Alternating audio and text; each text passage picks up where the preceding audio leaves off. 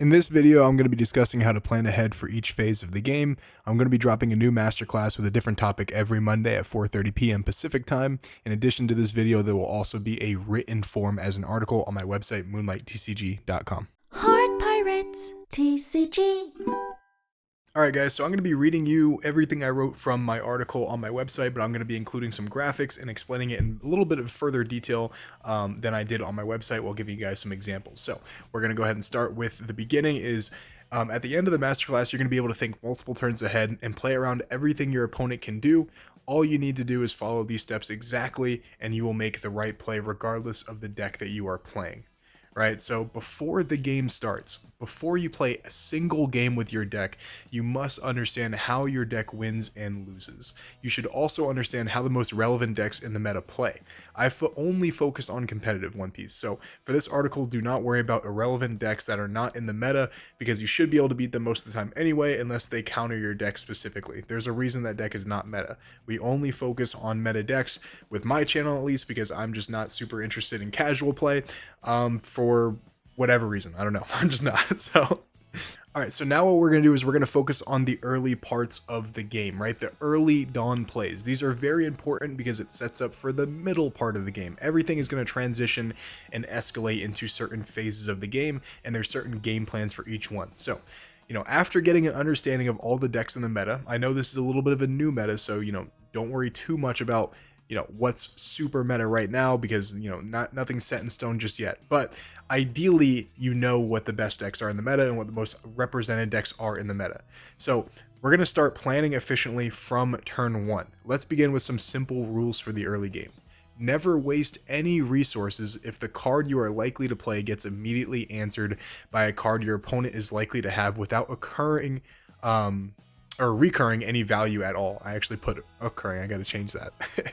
I did this really late at night. It was like 3 a.m. So any spelling errors, disregard that. Without recurring any value at all. Example. You're playing Purple Luffy. Your opponent has a 4-cost Kuzan on the board. If you have a Zoro, the 4-cost one, in your hand, and a 5-cost Kid blocker in hand with no way of removing the Kuzan, you should always play the Zoro, because either way you will bait out the Kuzan reducer, but at least the Zoro will get its effect off to get another card, whereas the Kid is going to die without getting you literally anything. Okay, example 2. You are playing Smoker against a yellow deck. You should always prioritize playing a card like 4-cost Borsalino rather than 4-cost Kuzan, because they can easily respond with a 5-cost Nami or a 5-cost Gadatsu to immediately nullify your last turn, right? These are very, very important sequences or turn objectives, because a lot of times what you want to do is you never want your turn to be invalidated by what your opponent's going to do, because you're just wasting resources, right? You're basically giving them free value where, if you didn't give them free value, they have to basically play a less efficient play. So they're taking a card from you basically for free because you're failing to plan ahead of what your opponent's going to likely play on their next turn. So that's the first rule. It's very important. Rule number 2 for the early game is always mulligan for a hand where you have viable options for the beginning and middle part of the game, unless you are playing against an incredibly slow deck where you have plenty of time to safely get to the late game. Now, it's very long rule, but I'll give you a couple examples. The first example, actually, I think it's the only example I have on the board, is you're playing Doflamingo versus Enel. Your starting hand has 2 10-cost Kaidos and some mediocre early to mid-game cards. I would absolutely keep that starting hand, because most of the time Enel would never pressure you down fast enough to get any value, not to get value out of the Kaidos, and now that Raigo is banned, Kaido is guaranteed to stick to the board and win you the game. Enel can no longer starve you out of the game, and once their big guys turn sideways, you immediately kill them and take multiple cards out of their hand with the Kaidos. All right, so it's very important that when you're playing against slow decks, you realize that you don't have to go balls to the wall, super aggro, unless that's the way your deck plays. But if your deck does have a few different routes of playing, which is what I prefer to play, then you should always look for cards that win the matchup, right? And if the matchup is very slow and cards win, and you have a bunch of slow cards in hand, you probably have a lot of time to play them. As long as your hand is not completely just bricked full of no counter, you'll be able to safely navigate to the late parts of the game where those cards can take over and win those games. Number 3, if you have a hand that has a searcher and some late game options, your hand is not good enough depending on what your searcher can grab or what deck you're playing against. Sometimes it is better to have all early game options against an aggro deck like Zoro, or if your searcher can only search top end cards for whatever reason, do not keep that hand unless, again, you're playing against a slow deck. Now, this means that a lot of times, for example, people will have a searcher and the searcher normally doesn't find you anything great.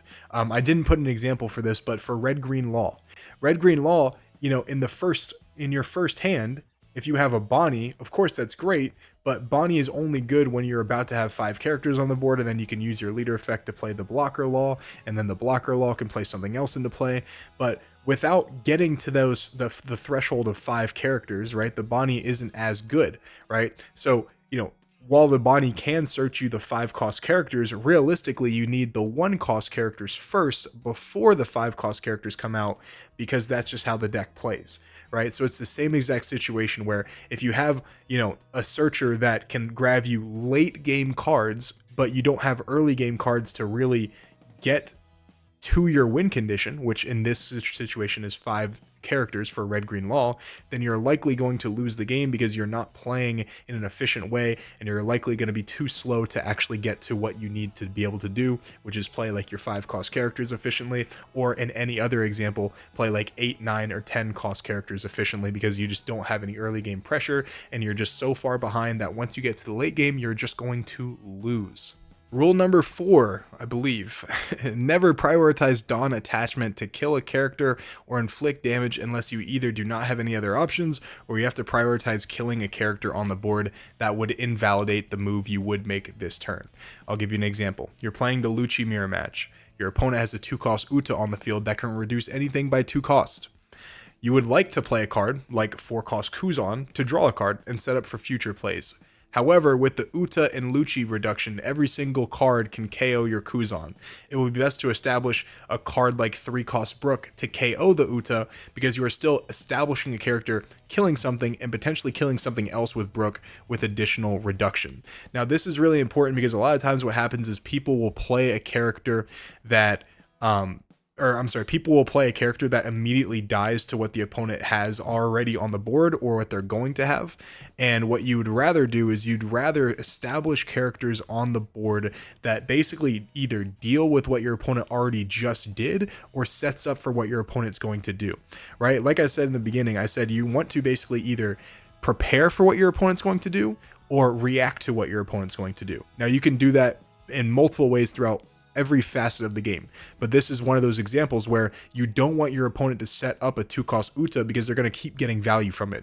So rather than playing a Kuzan that's just going to draw you a card while you're still getting value from it, as long as you have another option like killing the Uta, it's actually better, because now your Brook, they have to waste resources or additional resources to be able to kill that card. And also, funny enough, they are not getting enough value from the Uta because you are killing it for free without using any resources at all, because the Brook is technically not a resource because it kills something and it forces your opponent to respond to it. So you are actually playing in a much better position than your opponent. Even though your opponent is setting up something, right, like a 2-cost Uta, they're not accounting for the 3-cost Brook. So it's kind of like the counter to the counter. I hope you guys can understand that. The middle of the game is your opportunity to set yourself up for the late game. This is where I would say 50% of games are lost. Failure to set yourself up for the late game, or to play characters that disincentivize boss monsters, a boss monster, by the way, is just any big character that is highly impactful, will set you so far behind that it makes it really hard to come back into the game.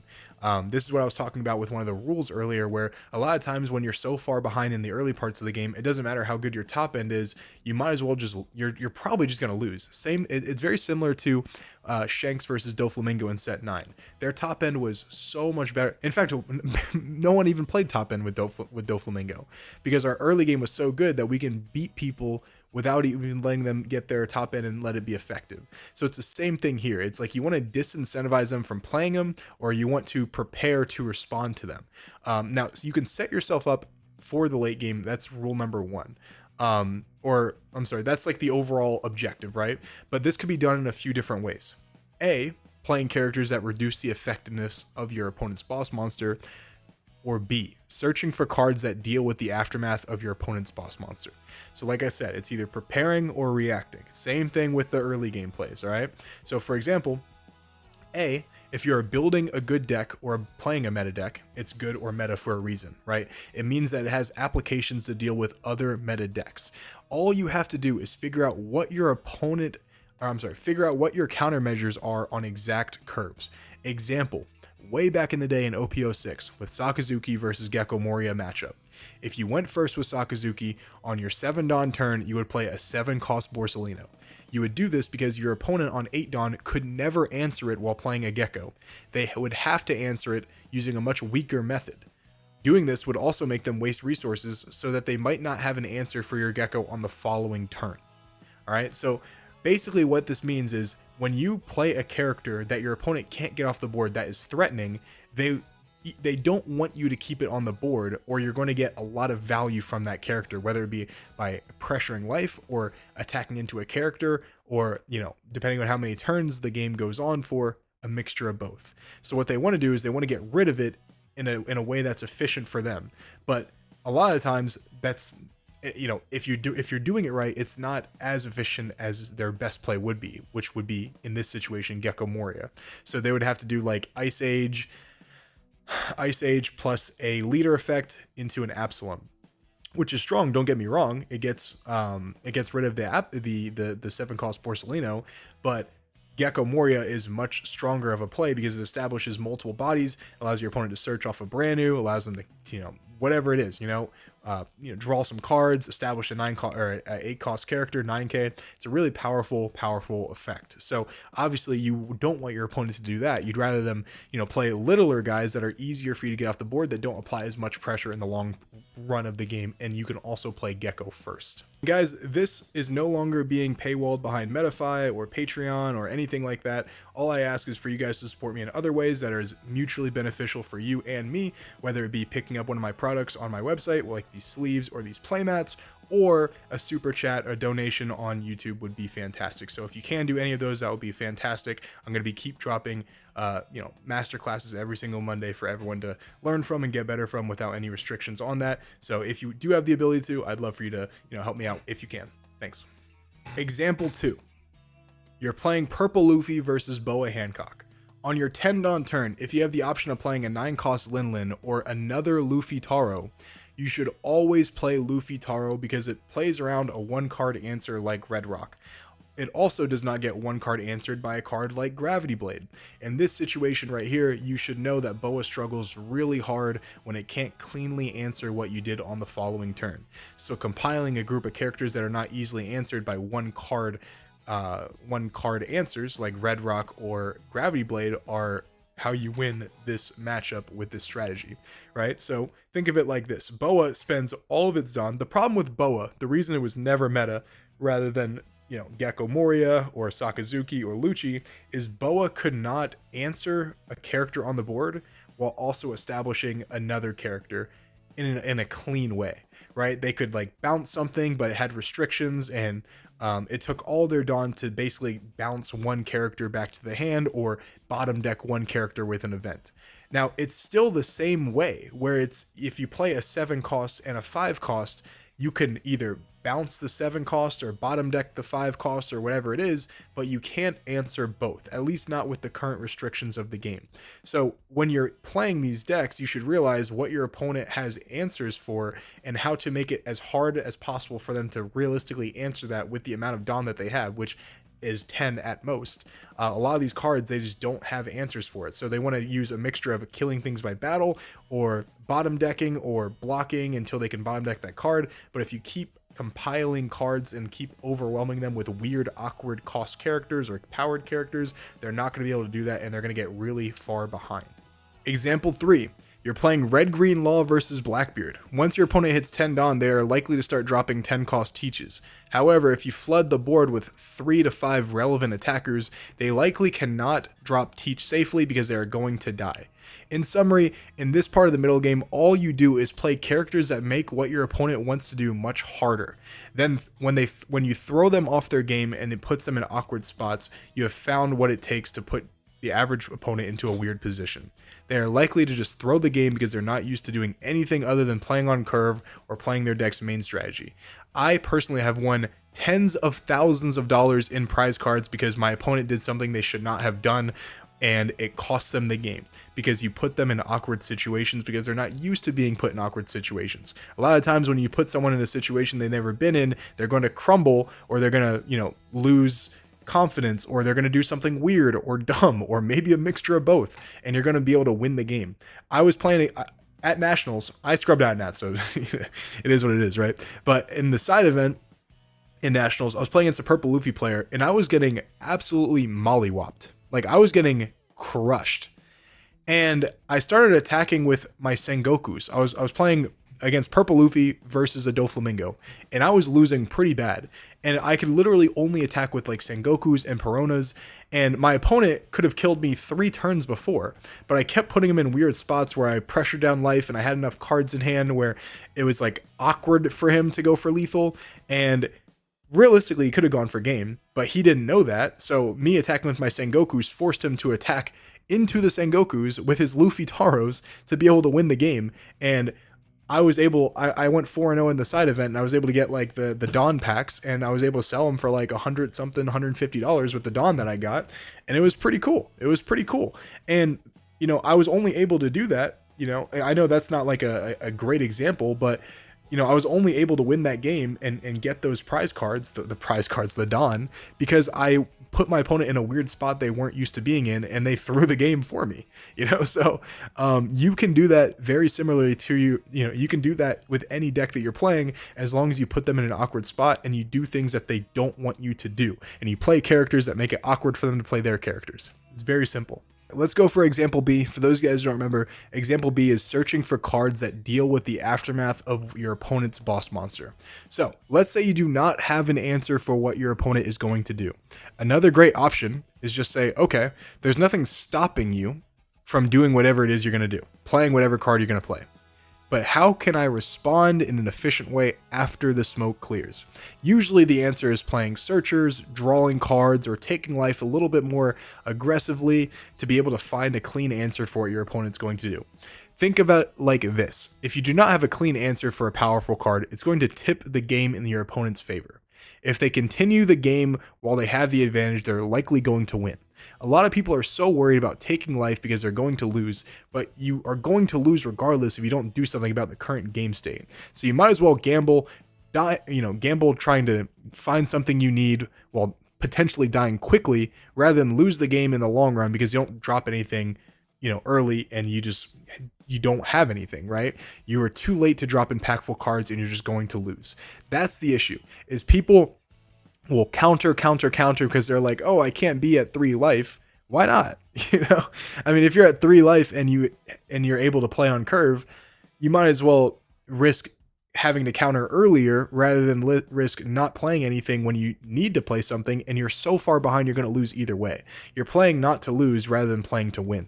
And that's one of the main things that I've always stressed to anyone that I've ever coached, or any of my friends, that I play games with. I always tell them, why are you playing games to just not lose? I'd rather have a 1% chance of winning than a 100% chance of losing, because I'm so scared of doing anything. And this can be a good life example too, where it's, you want to do something in your life, you want to follow a dream, but you're scared that you're gonna fail. I'd rather have a 1% chance of pursuing something that is, something I've always wanted to do, something that will be fulfilling, rather than give myself a 0% chance of ever doing it, or a 100% chance of living an ordinary, boring, lazy life that I don't want to live because I was too scared to do it. Same thing with this. I'd rather have a 1% chance of winning the game than a 100% chance of losing the game. So if I need to take 2 life in the first turn to find an answer on my 5 Dawn turn to, kill their Kuzan, or to play on curve, or whatever it is, I'm going to do it, because if not, I'm basically doing nothing for the first 3 turns, waiting to drop something of value, and by that point I'm so far behind that it's likely not going to matter. Now, of course, this depends on the deck that you're playing, but a lot of times I find that unless you're playing like a crazy late game deck like a Nell or Shanks, for an example, there's almost no deck that can come back after doing literally nothing for multiple turns and win the game. All right. So you need to find answers on curve. You need to be able to find something to do before you just lose the game from just doing nothing except swinging with all of your Dawn every single turn for the first 3 or 4 turns. Right. There's one last option, option C, I guess I forgot to write it down as well, is disincentivizing boss monsters. Okay, what this is this is the last way to set yourself up for the late game that I believe is effective. If you don't have a great card in hand, if you don't have any ways of finding an answer for the late game cards, sometimes it's best to just go insanely aggressive into your opponent's life to scare them away from playing big characters. In set 9, this was the case with Doflamingo versus decks like Lucci and Shanks. Doflamingo pretty much played nothing over 7k power, unless you're me, of course, who, so we literally had no way of dealing with things like Jack or Gecko or 10 cost Shanks or whatever it is. Our answer to every slow deck was being able to outpace your opponent's big characters by ignoring them and killing them before their opponents could ever play their big guys to take over the game. This is your last option to actually take over the game in an impactful way. All right. Another example of this was back in set 6 when I played Sakazuki. I got a top 8 in Dallas, Texas, the Arlington regional playing Sakazuki because I lost like 6 or 7 dice rolls in a row. I was 0-7 on dice rolls, but I believe I was either like 6-0 or 7-0 in all those games because while I played like 4 or 5 Sakazuki mirror matches, a lot of times I wasn't able to drop Gecko first. So I used to be very aggressive into my opponent's life. And it was like, okay, if you drop Gecko, I'm going to kill you. All right. There's another example of this that I'm going to show you guys in a second, but it's very important to do this because a lot of times if you just don't have an answer, if you force your opponent to not be able to play their answer, it's almost like you're both playing on an even playing ground. Whereas if you're very slow and you're playing a normal game style, even though you don't have the components to play a normal game style, you're going to lose because you don't have the pieces. Whereas if you don't have the pieces, you might as well make your opponent not be able to play with their pieces as well. And now you're both just in a boxing match trying to win the game in other ways. That's the most important thing when you don't have an answer, any clean answer, any preparation, any whatever it is for whatever they're going to play. You just go, okay, I'm just going to kill you. All right. Like, we're not doing that boxing shit, right? We're just going to kill you. All right. In summary, in the middle parts of the game, you are either preparing for a boss monster, 2, responding to a boss monster, or 3, disabling the opponent from playing a boss monster because they will likely die. There's a note here. Let me know if you guys actually like this style of format. Let me know if there's anything that you think I could do differently that would make this better or higher quality. I'm still kind of new to this format, I would say, so I'm trying to see if this even works, if this is relevant, or if I should change it up in a different way. So let me know. Thanks. All right, so now we get to the late parts of the games, the late game plays, and funny enough, I started doing late game plays, and I realized that too much goes into it, and we don't really have the ability to go into brief detail for a lot of these, and it's going to get very complicated, so I'm going to have, their own article coming soon, but we're going to be talking about reading board state, resource management, correct math, endgame procedures, all of which, like I said, are going to have their own separate articles and videos because they're very complicated and they branch off into all these little trees and it's just a little confusing, right? So if I could leave you with 2 tips for the late game is just making sure you're playing not to lose. So often I see people overplaying blockers or over countering that they never actually put themselves in positions to win on the following turn, right? Sometimes it's better to take a chance of your last life being a 1k to bait your opponent into going for lethal rather than them playing a blocker. In a situation like this, if they play a blocker, you're more than likely going to lose the game. If you take a hit, at least you're giving yourself an opportunity to steal a game you probably shouldn't have won regardless, right? This is really, really, really important. I can't tell you how many times I've seen people, over counter with their hand and playing it so safe and going down to like 0 cards in hand, and the opponent just uses their last 2 attacks to clear 2 characters off the board, play a blocker, and then just pass. And it's like, okay, well now there's no way I could possibly win. Rather than if I just take a hit and then, if it's like, okay, if this last life is a 1k, if it's a 2k, that's a little risky, I'm not gonna lie. But if it's like, if I need a 1k, my last life is a 1k, and I can get out of like a 12k attack, then I'm going to go ahead and take this opportunity to, because, if I don't do this, then they're just going to clear my board and I'm going to have such a hard time going for game that I don't think I'm going to be able to do it. Now, of course, if you have the math to go for game anyway, you obviously don't do this, but sometimes you have to play a little bit riskier to steal games. And that's the difference between a top 8 player and a top 64 player, is the top 8 player is able to steal 1 or 2 games per tournament, because they capitalize on ways to play out of bad positions or steal games. I can't tell you guys how many times I've cheesed my opponent out of games by swinging 9 with a Rebecca or, you know, triple hound blazing and, you know, a brand new and it's swinging for like 20 or whatever, right? It's just a really, really, really hilarious, position to be in sometimes, where, you know, if you are a little bit riskier and you play a little bit greedier, or, you know, you roll the dice a little bit, you're going to be able to win 1 or 2 games. Now, of course, it's not always going to be the case. Sometimes the games go in the opposite way. Sometimes that last life is not a 1K, right? And you're just going to have to take those on the chin, because you probably weren't going to win that game regardless. So you might as well just try and be a little bit riskier and try to pull off the upset, right? Be the underdog and search for that 1K counter, rather than you just, you know, playing to not lose and never have a chance to win the game. All right. The last tip I'm going to leave you guys with is recognizing when you just don't have the ability to survive. I've won multiple games with a Rebecca blocker attacking for 5 or 6K. Shout out to Ryan.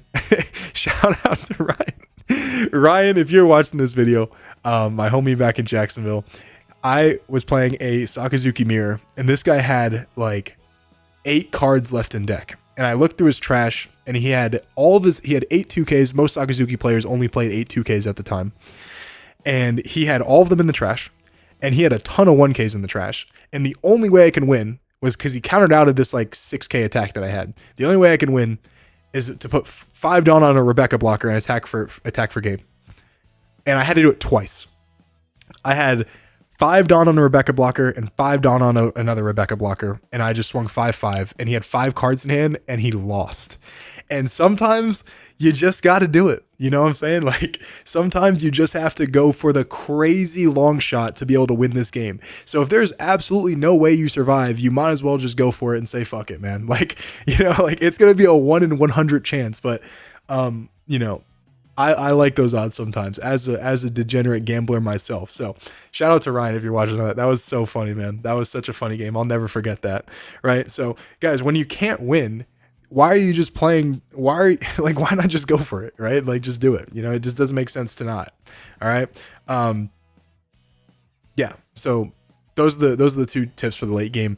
And like I said, guys, earlier, you know, all these videos are completely free for the public. All these articles are completely free to the public, and I'm going to keep growing the library, keep adding them for free for you guys. And all I ask in return is you guys support me if you can in other ways, like getting some products from the store, play mats, sleeves. You know, we have a binders coming soon as well, or a super chat on YouTube if you can, donations if I start streaming, whatever it is. Super helpful. If you guys can share this article on Reddit or Twitter, help everyone else out as well. Like I said, this is going to be the hub for all articles going forward. So I'm very excited to bring you guys all of these, because it's going to be really exciting for everyone to have a place that they can go to be able to understand the game without it being locked behind some type of, you know, paid article or anything like that. So thanks so much for watching, guys, and let me know if you guys like this. Thanks.